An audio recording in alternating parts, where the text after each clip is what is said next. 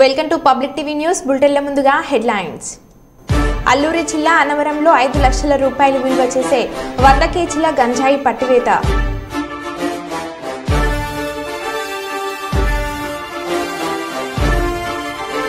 మహిళా డాక్టర్పై అత్యాచారం నిరసిస్తూ నల్ల బ్యాచ్లతో వైద్యుల నిరసన.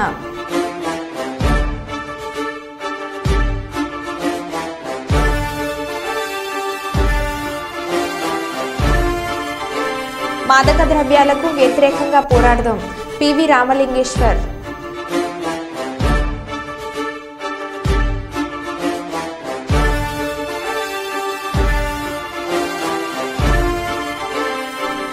సిరిసిల్లలో విచిత్ర సంఘటన చోటు చేసుకుంది. మగవాళ్లను లక్ష్యం చేసుకుని దాడి చేస్తున్న కాకులు.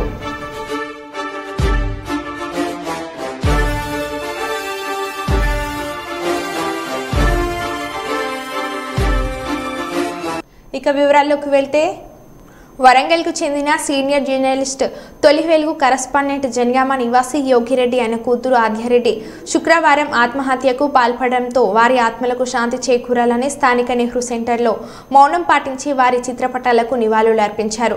ఈ సందర్భంగా సీనియర్ జర్నలిస్టులు గుట్టయ్య యాదవ్ మాట్లాడుతూ ప్రభుత్వానికి ప్రజలకు మధ్య వారధిగా ఉంటూ అనేక విషయాలను అనుసంధానంగా ఉంటూ చేరవేస్తున్న జర్నలిస్టులకు ఎలాంటి సెక్యూరిటీ లేకుండా పోయిందని, సమాజంలో జర్నలిస్టుల వృత్తి నేడు వెట్టి చాకిరీ వృత్తిగా మారిందని ఆయన ఆవేదన వ్యక్తం చేశారు. ఈ కార్యక్రమంలో గాడిపల్లి శేఖర్, బాబురావు, జర్నలిస్టులు తదితరులు పాల్గొన్నారు.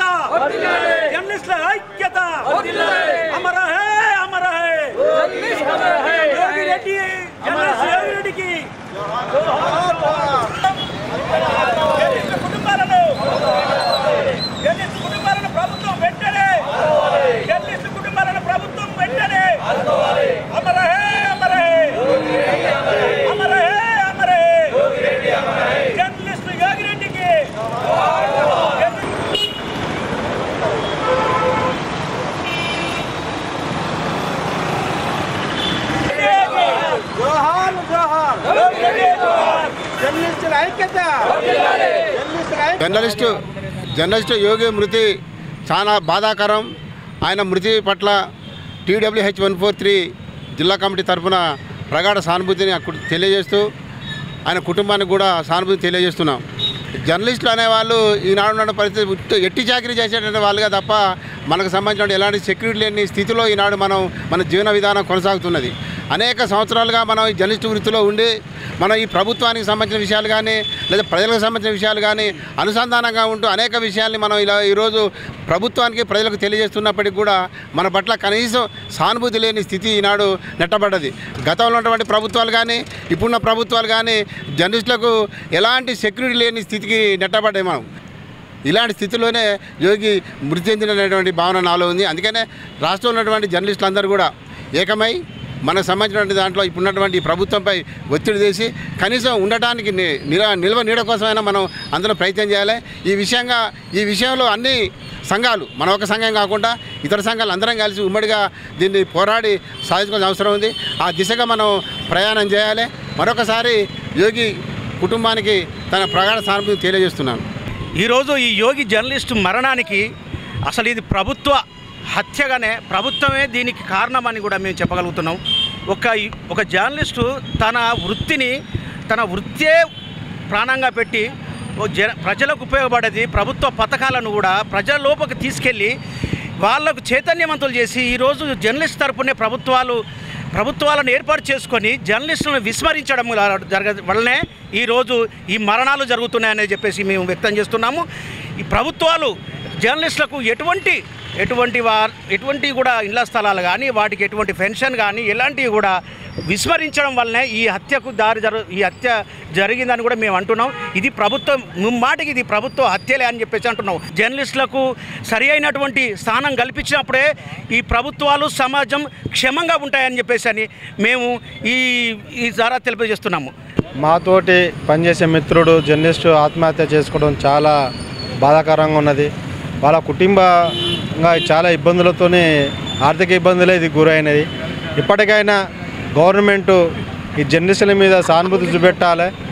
చాలా ఇబ్బంది పడుతున్న జర్నలిస్టులు ఏమైనా బయట నుంచి వచ్చి జర్నలిస్టులు కూడా రోజు రోడ్డు మీదకి వచ్చి ఏదో ఇంట్లో ఏం లేకుండా కూడా బయటకు వచ్చి ఏదో ఉన్నట్టు అందరికన్నా ఎక్కువ వాళ్ళు సెక్యూరిటీగా పనిచేసే వాళ్ళు జర్నలిస్టులు. కానీ ఎవరు కూడా మన ప్రభుత్వం పట్టించుకుంటా లేదు. ఇప్పటికైనా ప్రభుత్వం పట్టించుకొని వాళ్ళకు అందరికీ సాయం చేయాలని మాకు సాయం చేయాలని మేము కోరుచున్నాము. జర్నలిస్ట్ అసోసియేషన్ ఆఫ్ యూట్యూబర్స్ విస్తరణలో భాగంగా విశాఖ జిల్లాలోని యూట్యూబర్స్ జర్నలిస్టులను ఏకగ్రీవ తీర్మానం మేరకు విశాఖ జిల్లా నూతన కార్యవర్గాన్ని ఎన్నుకోవడం జరిగింది. ఈ నేపథ్యంలో విశాఖ జిల్లాలోని జర్నలిస్ట్ అసోసియేషన్ ఆఫ్ యూట్యూబర్స్ రాష్ట్ర కార్యాలయంలో నియామక పత్రాలను జై వ్యవస్థాపక ప్రధాన కార్యదర్శి సంజీవ్ రెడ్డి, అధ్యక్షులు యువి రావు ఉప్పిని వలస చేతుల మీదుగా పంపిణీ చేయడం జరిగింది. ఈ సందర్భంగా వీరు మాట్లాడుతూ జిల్లా నలుమూలలో ఉన్న యూట్యూబ్స్ జర్నలిస్టులను గుర్తించి సంఘం బలోపేతానికి కృషి చేయాలని కోరారు. ఈ కార్యక్రమంలో జర్నలిస్ట్ సంఘ సభ్యులు తదితరులు పాల్గొన్నారు. జర్నలిస్టులందరినీ నాయకులుగా ఎన్నుకోవడం జరిగింది. ఏకగ్రీవ తీర్మానం మేరకు ఈరోజు నూతన కార్యవర్గాన్ని విశాఖ జిల్లా నూతన కార్యవర్గాన్ని ఈరోజు ఎన్నుకుంటూ వారికి నియామక పత్రాలని జారీ చేయడం జరుగుతుంది.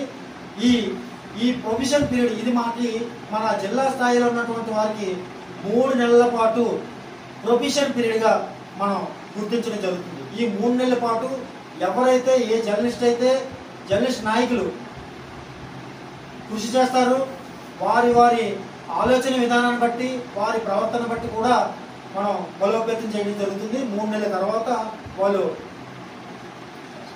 శాశ్వతంగా కార్యవర్గ కమిటీ నాయకులుగా ఎన్నుకోవడం జరుగుతుంది.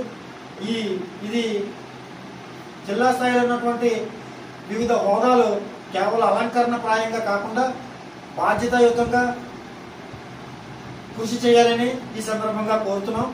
అలాగే నియామక పత్రాల్లో ముందుగా మన కార్యదర్శి సంజయ్ గారు పిలుస్తారు. మొదటిగా విశాఖ జిల్లా కార్యవర్గ కమిటీలో అధ్యక్షులుగా నిన్న ఏకగ్రీవంగా ఎన్నుకున్నటువంటి అరుణ్ యాకూబ్ పూరి కావాలని కోరుతున్నాను. అధ్యక్షుల వారి చేతుల మీదుగా ఈ నియామక పత్రాన్ని విశాఖ జిల్లా అధ్యక్షులకి అందజేయాలని, జిల్లా వ్యాప్తంగా మరింత అభివృద్ధి చేయాలని చేసి మనం కోరుతున్నాం. జర్నలిస్టులకు అండగా నిలబడాలి. సమస్యల ఫస్ట్ అధ్యక్షుల వారికే తగ్గుతుంది. ఫస్ట్ విమర్శల కానివ్వండి, పొగడ్తల కానివ్వండి, అది వస్తుంది. అది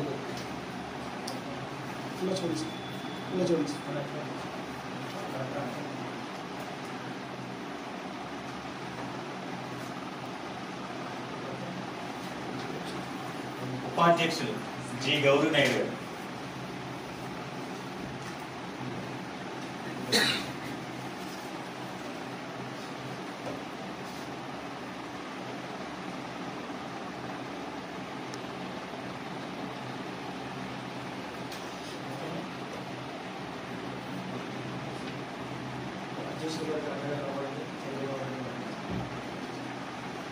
ప్రధాన కార్యదర్శి ఎం గురువారెడ్డి,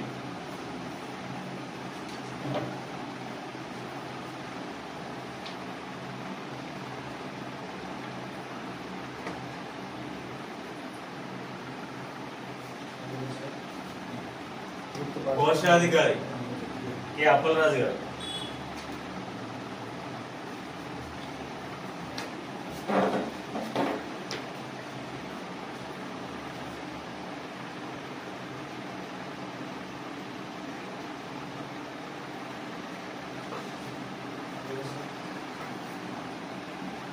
ఎండి గౌస్ సమీర్ కార్యనిర్వాహక సభ్యులు,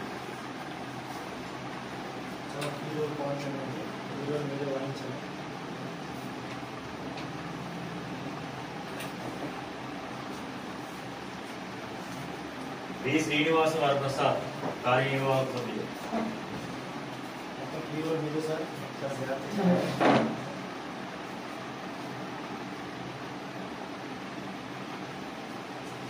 పి సోమేశ్వరరావు గారు కార్యనిర్వాహక సభ్యులు.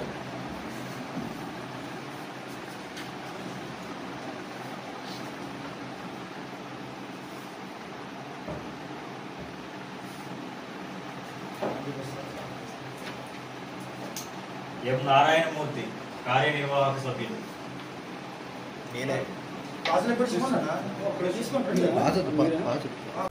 మైసమ్మ తల్లి పోతలింగ స్వామి విగ్రహ ప్రతిష్ట మహోత్సవం 3 రోజుల పాటు అతి వైభవంగా నిర్వహించడం జరిగిందని ఉత్సవ కమిటీ నాయకులు ఒగిలిశెట్టి అనిల్ కుమార్ పేర్కొన్నారు. నగర పరిధి కరీంబాద్లో గత 3 రోజులుగా మైసమ్మ తల్లి పోతలింగ విగ్రహ ప్రతిష్ట మహోత్సవాలు ఘనంగా నిర్వహించారు.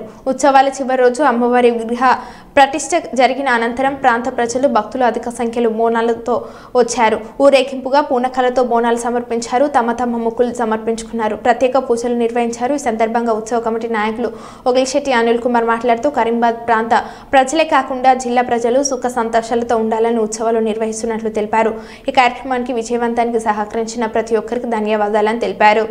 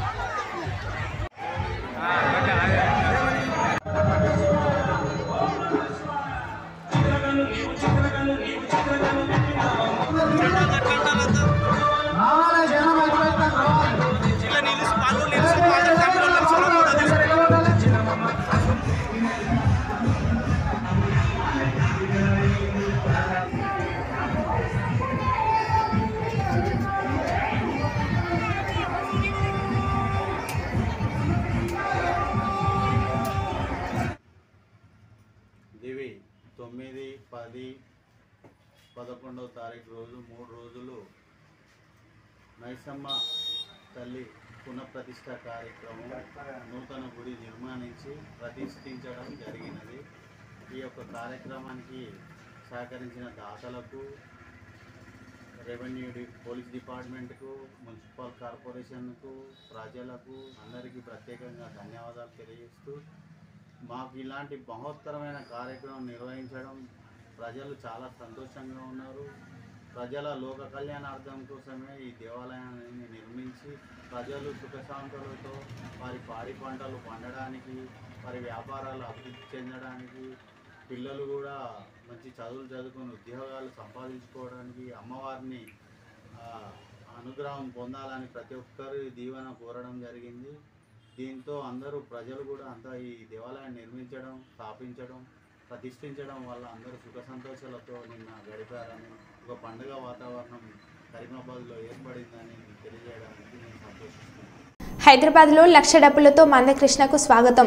3 దశాబ్దాల నిర్విరామ త్యాగపూరిత పోరాటాల ద్వారా మాదిగ జాతికి విజయం అందించి ఢిల్లీ నుంచి ఈ నెల 13న హైదరాబాద్ గడ్డపై అడుగుపెట్టబోతున్న మహాజన ఉద్యమ నేత మందకృష్ణ మాదిగకు లక్ష డబ్బులతో స్వాగతం పలుకుతామని ఎంఎస్పీ జిల్లా అధ్యక్షుడు మంథిని చందు మాదిగ, ఎంఆర్పీఎఫ్ జిల్లా అధికార ప్రతినిధి పోట్ల రమేష్ మాదిగ తెలిపారు. పెద్దపల్లి ప్రెస్ క్లబ్లో శనివారం విలేకరుల సమావేశంలో మాట్లాడుతూ యావత్ మాదిగ జాతి ఈ నెల 13న చేరుకోవాలని పిలుపునిచ్చారు. విజయంలోని జిల్లాలోని మాదిగలు పాల్పంచుకోవాలని కోరారు.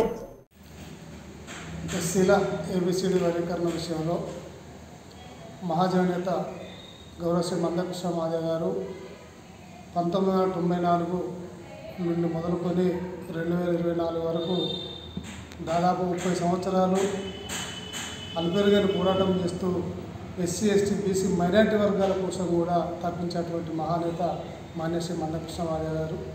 అదేవిధంగా 30 సంవత్సరాల సుదీర్ఘ పోరాటంలో కృష్ణ మాదిగ ఏదైతే తప్పించిందో ఎస్సీలకు, ఎస్సీ కులాలకు ఏబిసిడి వర్గీకరణ ఏబిసిలో విభజించాలని దాన్ని 30 సంవత్సరాలకు మా ఆశయాన్ని నెరవేర్చినటువంటి మహానేతకు మేము ప్రత్యేకంగా ధన్యవాదాలు తెలియజేస్తున్నాం.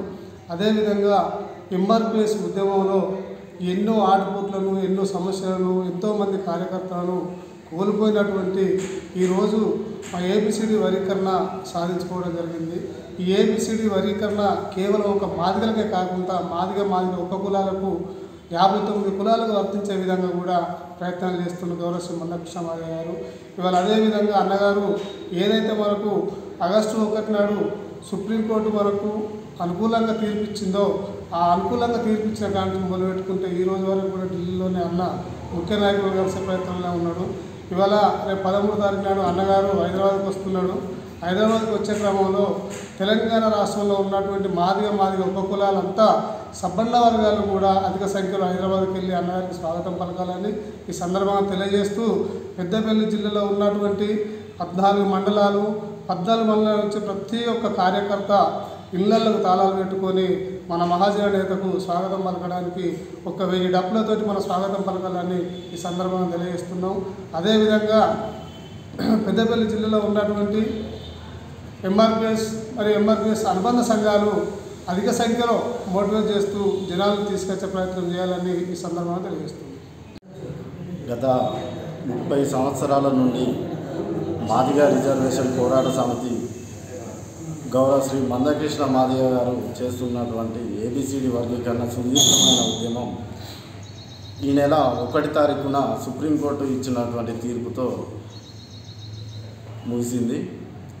గౌరవ శ్రీ మందకృష్ణ మాదిగ గారు సుప్రీంకోర్టు ఇచ్చిన తీర్పును మేము స్వాగతిస్తూ ఈ నెల 13వ తారీఖున ఢిల్లీ నుండి హైదరాబాద్కు ఆయన వస్తున్న సందర్భంగా భారీగా స్వాగత ర్యాలీని నిర్వహించడం జరుగుతుంది. పెద్దపల్లి జిల్లాలో ఉన్నటువంటి అన్ని గ్రామాలకు, మండలాలకు సంబంధించినటువంటి మాదిగ ఉపకులాల విద్యార్థులు, నాయకులు, ప్రజలందరూ అధిక సంఖ్యలో హాజరై ఈ కార్యక్రమాన్ని విజయవంతం చేయాలని తెలియజేస్తున్నాం.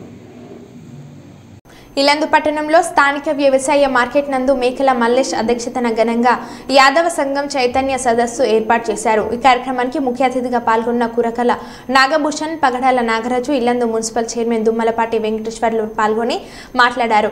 యాదవులకు ఎంతో ఘనమైన చరిత్ర ఉందని, రాజ్యాలు పాలించిన యాదవులు ఈ రోజు రాజకీయాలలో వెనుకబడి ఉన్నారని, ఏ ప్రభుత్వం వచ్చినా యాదవులను చిన్న చూపు చూస్తుందని, గొర్రెలు బర్రెలు ఇస్తూ యాదవులను మభ్యపరుస్తున్నారని, కావున యాదవులందరూ చైతన్యవంతులై ఆర్థికంగా, రాజకీయంగా ముందుకు సాగాలని, రాబో తరాలలో రాజకీయాలలో యాదవులకు ప్రముఖ స్థానాలు కల్పించాలని, యాదవ సంఘానికి ప్రత్యేక భవనం కేటాయించాలని పిలువగానే పెద్ద ఎత్తున తరలి వచ్చిన యాదవ కుటుంబ సభ్యులందరికీ ప్రత్యేక ధన్యవాదాలు అని తెలియజేశారు.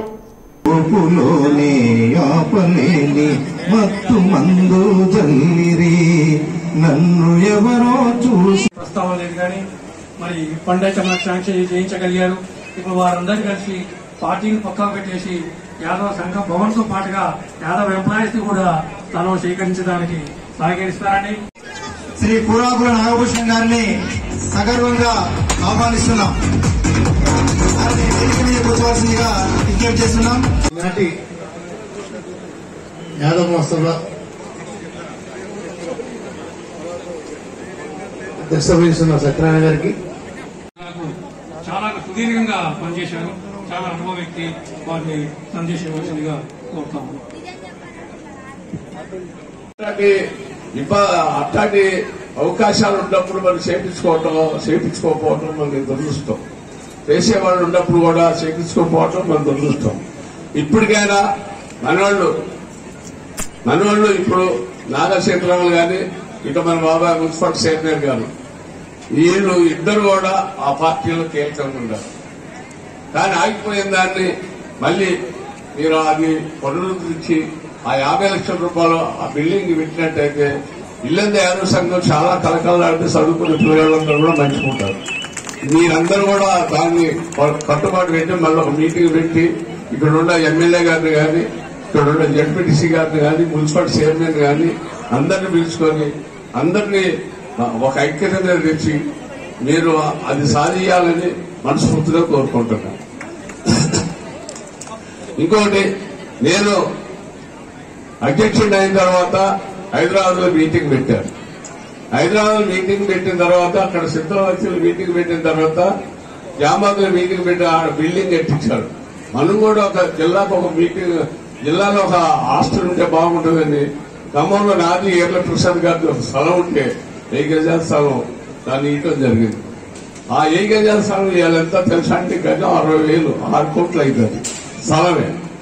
6 కోట్ల రూపాయలు కాకుండా కొంతమంది సంఘాలతోటి అక్కడ ఆ బిల్డింగ్ కట్టించడం జరిగింది.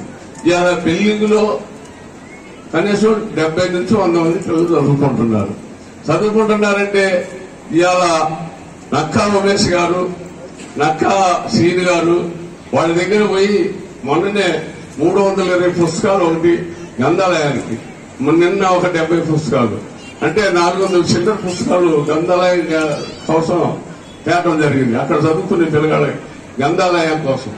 ఆ విధంగా ప్రతివాడు కూడా కష్టపడ్డట్టయితే మంచిగా ఏ జిల్లాలో కూడా ఆ జిల్లా అభివృద్ధి జరుగుతుంది. ఏ పార్టీలో ఎవరు ఎక్కడైనా గెలవండి, ఎక్కడైనా ఏ పార్టీలో అవకాశం వస్తే ఆ పార్టీలో నిలబడండి. అవకాశం వచ్చిన వాళ్ళు గెలిచి అందరికి సహకరియండి.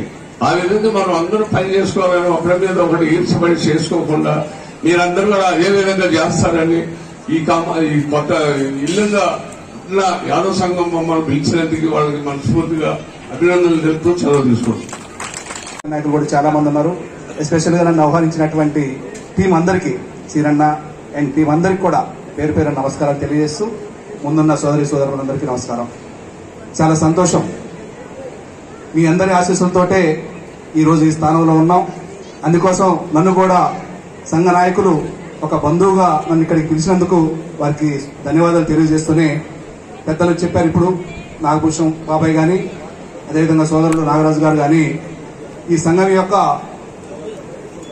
ప్రతిష్టను మనందరం కూడా పెంచే విధంగా ముందుకు పోవాలని, దాంట్లో కూడా అందరం భాగస్వాములై ఏదైతే లక్ష్యంతో ఇక్కడ మనం చైతన్య సదస్సు పెట్టుకున్నామో ఈ సదస్సు యొక్క ఉద్దేశాన్ని కూడా మనం గుర్తెరిగి రాబోయేటువంటి ఎవరైతే కొత్త కమిటీ ఉన్నారో మన కులసంఘ సభ్యులందరూ కూడా ఐక్యంగా ఉండే విధంగా మీరందరూ కూడా ముందుకు పోవాలని కోరుకుంటూనే, ఇప్పుడే సోదరులు చెప్పారు, గతంలో ఇల్లందు మున్సిపాలిటీ పరిధి నుంచే 50 లక్షల రూపాయల గౌరవ శాసనసభ్యులు అన్నాడు ఉన్నటువంటి మాజీ ఎమ్మెల్యే గారు అరిపే గారి ఆధ్వర్యంలో 50 లక్షల రూపాయలు కేటాయించడం వాస్తవం. ఆ డబ్బులు కూడా ఇప్పటికీ ఉన్నాయి. అదేవిధంగా ఇక్కడ చిన్న విషయం, ఈ రోజు పెద్దలు కోరం కనకయ్య గారు కూడా ఈ యొక్క సభకి రావాల్సి ఉండే, అనుకోకుండా హైదరాబాద్ పోవడం వల్ల వారు కూడా చెప్పారు శుభాకాంక్షలు చెప్పండి, ఇప్పుడే బయలుదేరినారు కాబట్టి కొంచెం లేట్ కావడానికి అవకాశం ఉంది, అన్యథా భావించొద్దని చెప్పమని చెప్పారు. వారికి కూడా ఈ సందర్భంగా ధన్యవాదాలు తెలియజేస్తూ, ఇక్కడ ఒక విషయం కూడా నేను చెప్పదలుచుకున్నాను. సంఘ పెద్దలు చాలా సందర్భాల్లో వచ్చి మరి మాకు కమ్యూనిటీ హాల్ కావాలి, కుల సంఘం తరఫున 50 లక్షలు శాంక్షన్ ఉన్నాయి, ప్లేస్ కావాలని చెప్పేసి. ఇందాక బాబాయ్ చెప్పినట్లు ఎక్కడ కూడా ప్లేస్ అయితే ఇప్పటి వరకు నిర్దేశించబడలేదు. ఇంకా దానికి సంబంధించి మొన్న ఎమ్మెల్యే గారి దగ్గరకు వచ్చినప్పుడు కూడా మేము ఒక మాట చెప్పాం, మీరు ఎక్కడ ఇల్లందు టౌన్ లో ఎక్కడ ప్లేస్ ఉన్నా ప్లేస్ మాకు చూపిస్తే రెవెన్యూ అధికారుల ద్వారా ఖచ్చితంగా 100% కేటాయించడానికి సిద్ధంగా ఉన్నాం. అది ఇంకో పదం కూడా నేను చెప్తా ఉన్నాను, ఎందుకంటే డిఎంఎఫ్పి నిధుల ద్వారా మున్సిపాలిటీ నుంచి 50 లక్షల రూపాయలు సంఘానికి ఇచ్చినప్పుడు వాటిని ఖర్చు పెట్టట్లేదని పదే కలెక్టర్ గారు కూడా మమ్మల్ని ఇబ్బంది పెడతా ఉన్నారు. దయచేసి మీరు ఇక్కడ సంఘ నాయకులు పెద్దలు ఉన్నారు, బాబాయ్ గారు ఉన్నారు, ఎలిగేట్ మండల్ రాకల్దేవుపల్లి గ్రామంలో విషాదం చోటు చేసుకుంది. రాకల్దేవుపల్లి గ్రామంలో ఉన్న తన వ్యవసాయ భూమికి వ్యవసాయ అవసరాల నిమిత్తం కోసం పెద్ద చెరువులో ఉన్న తూమును తీయడానికి మధ్యాహ్నం 1 గంటల సమయంలో చెరువు వద్దకు వెళ్లి తూములో ఉన్న చెత్తచెదరం తీసివేస్తూ ఉండగా ప్రమాదవశత్తు కొంగనాల కొమరయ్య చెరువులో నీటి ఒత్తిడికి తూములో ఇరుక్కుపోయి నీటిలో మునిగి శ్వాస ఆడక చనిపోయాడని మృతుడి భార్య కొంగనాల స్వరూప ఇచ్చిన దరఖాస్తు మేరకు కేసు నమోదు చేసి దర్యాప్తు చేస్తున్నామని జూలపల్లి ఎస్ఎస్ శ్రీధర్ తెలిపారు. సుల్తాన్బాద్ మండలంలోని పూసల గ్రామానికి చెందిన ముదిరాజ్ కులస్తుడు మృతుడికి 2 కూతుర్లు 1 కుమారుడు కలరు.